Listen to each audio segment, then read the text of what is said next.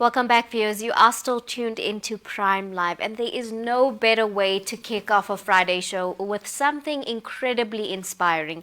And we are going to be chatting to Lebogang Cyril Adams, who is a remarkable young leader dedicated to empowering the youth of Mamelodi through education.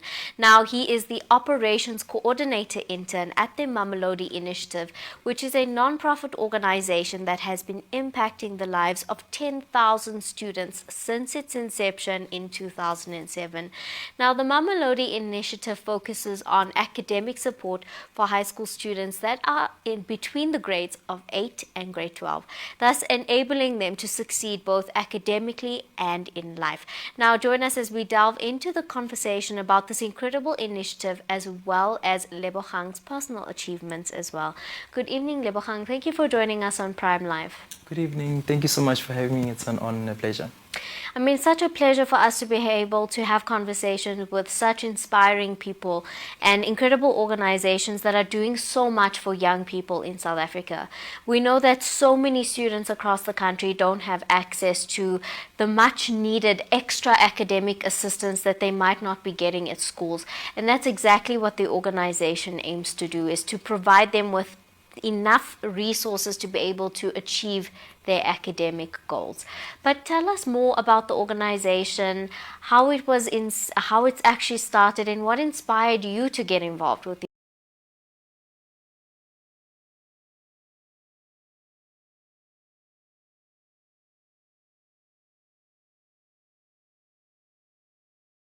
A lot of the students, especially in the township of Mamelodi, don't have much to do after school or during holidays. And so it started as one friend asking their other friends to come through just to assist them with their homework, with their maths and their core subjects. And then it started to grow more and more from that point onwards. And then we actually realized there's actually a huge demand in terms of the gap between the education that students are receiving during school hours from 8 to 2 and the assistance that they need afterwards. So we realized that due to a multitude of factors, number one, the classrooms might be overcapacitated, they might be overcrowded, student does not get the quality of education that they would need. Some of the students have different learning styles, some of them are audio, some of them are visual learners, and they don't necessarily get it from a traditional teaching method or traditional education system that we have in township schools. I think what you've highlighted there is so incredibly important. Is yes, there are different learning styles and they're not being catered to in our schools, but also more importantly that a lot of pupils in South Africa don't actually have access to the much needed additional assistance they might need with homework, or whether it might be a difficult subject like maths and science, for example. And also a lot of the problems in a lot of schools is they may not even have a teacher for quite a bit of time for that particular subject. So you end up missing out on a lot of content or sitting with homework and content that you don't actually understand. So I love that you guys have bridged the gap. And something that's also amazing is I love to see how much this has grown from just an after-school activity to an entire non-profit organization that has benefited over 10,000 students since it has started, which is absolutely amazing to see. But also what's amazing is that the students who actually come through the program and are part of the program end up coming back to come and volunteer and assist with the projects and initiative, which is such a beautiful thing that you're being able to pour back into the very organization that led to your academic success. Can you tell us a little bit more about the tutor program and how many students actually come back and your involvement with the organization as well? Oh, that's absolutely true. I myself, I didn't start off as a student, but I started off as a volunteer. I was very passionate about the type of environment that the organization created. It was a safe space, it was a place of learning and growing, and we were exposed to different challenges.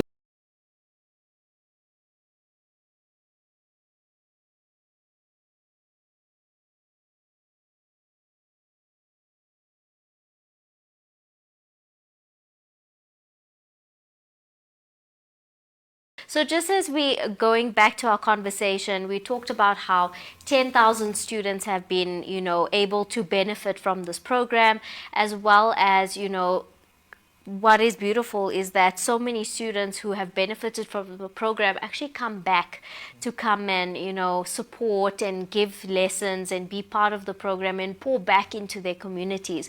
And you were talking about the fact that you are also a volunteer alongside many other students who actually come back to come and, you know, talk about, yes, where they are in their success, but also assist the students with their homework and the sections of their studies that they need a bit of help with. But something incredible about you as well is that you are also an author. And I love the title of the book. It actually says Heart to Serve. And that's kind of what you were talking about as well, is that you're actually very passionate about giving back and pouring back into community. So tell us a bit more about your involvement with the organization as well as your book. Well, absolutely. I think I've always been a writer and I've always been a person who journals things down. So my journey, when it started in 2018 when I was volunteering for the first time, it was very daunting and scary. But I was encouraged as well, surrounded by great leaders, to always learn from them, to take notes from them, and to always shadow them wherever they go, and to evaluate how they solve problems and how they alleviate different challenges.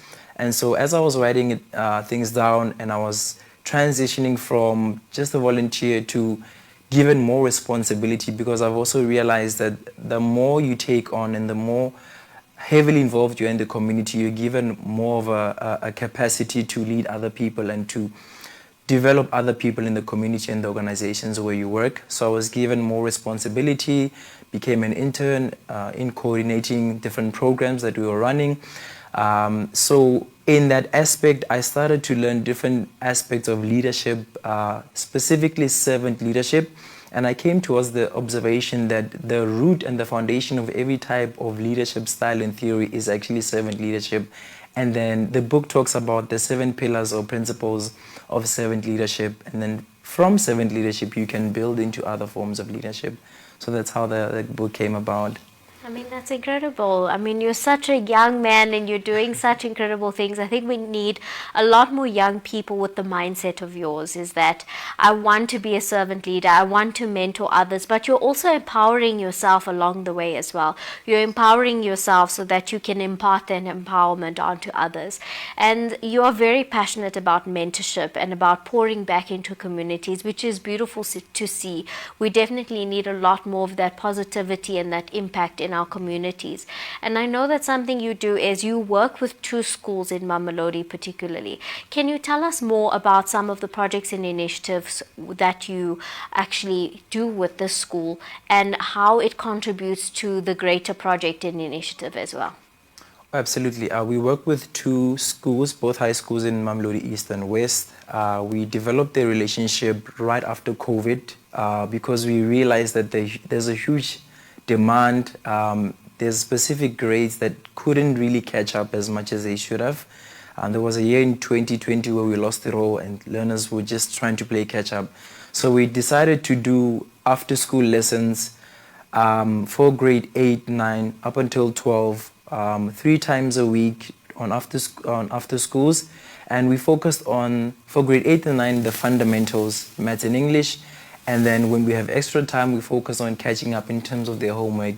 And for grade 10 to 12, we looked at their core subjects, your maths, your physics, your life sciences, trying to make sure that whatever they can't learn during school hours, we make sure that we prepare thoroughly on delivering content on that specific topic or subject.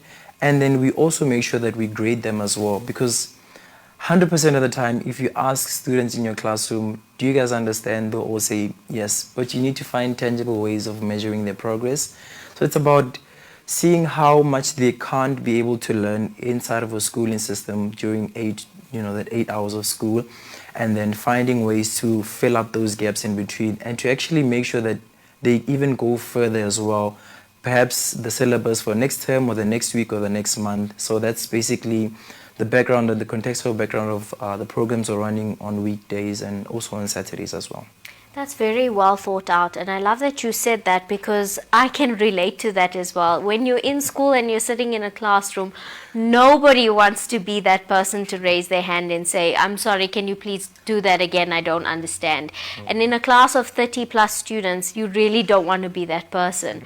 And I love that you've created a strategy, that the organization itself has created a strategy to really monitor whether everyone really is understanding and what difficulties they are having with what part of the content, so that you can address it and allow them to achieve that academic success, especially when it comes to things like maths and science that are not necessarily things that come naturally to everyone, and you might need a bit more help and understanding when it comes to that. I think a huge question we're getting a lot from our viewers this evening is, this is such an incredible initiative. Can you share information about how people can volunteer? I know there are different projects that are also going on. How can we contribute, and how can we keep in touch with you guys?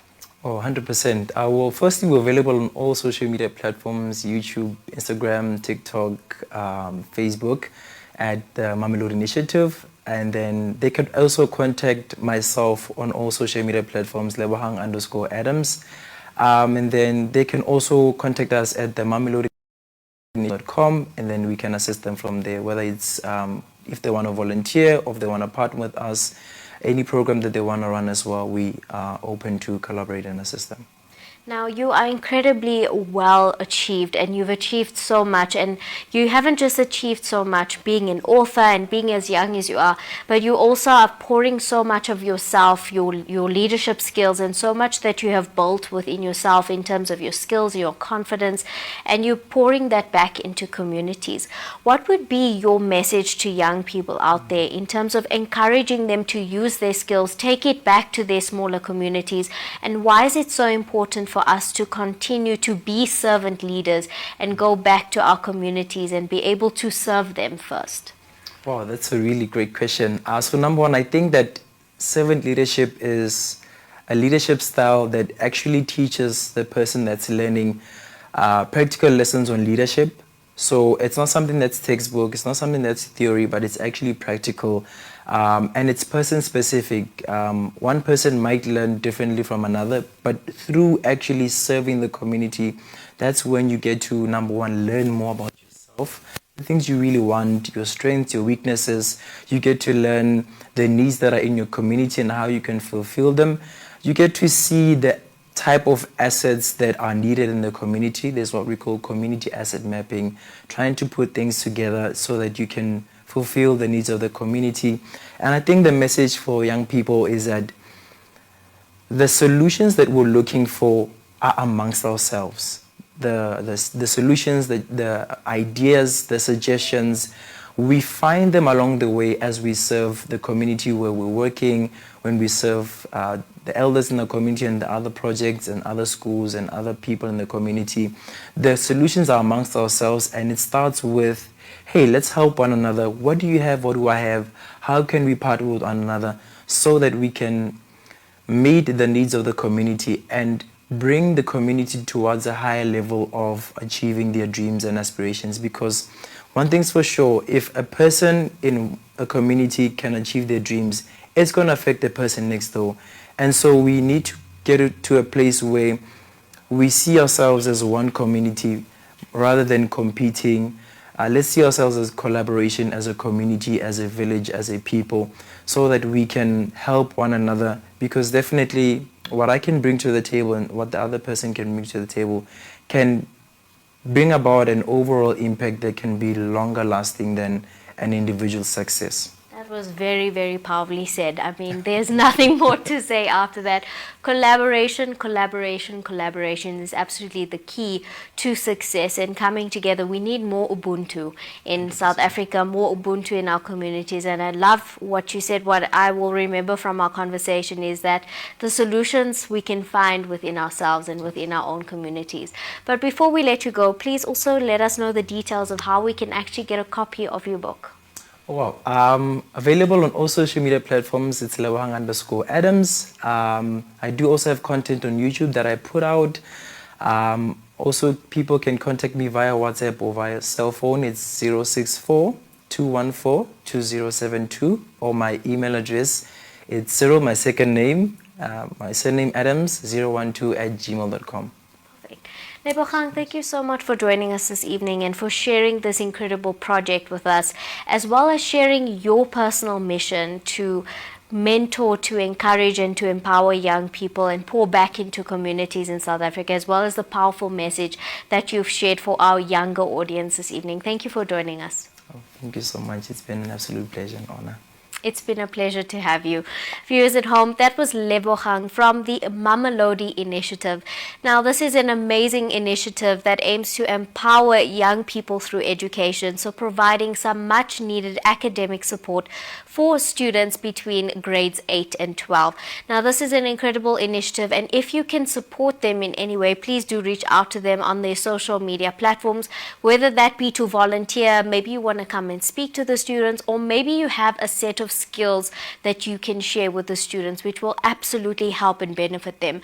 So do reach out to them on their social media platforms. And if you'd like a copy of this incredible book that talks about servant leadership, please do reach out to Lebogang on his social media platforms to get your copy.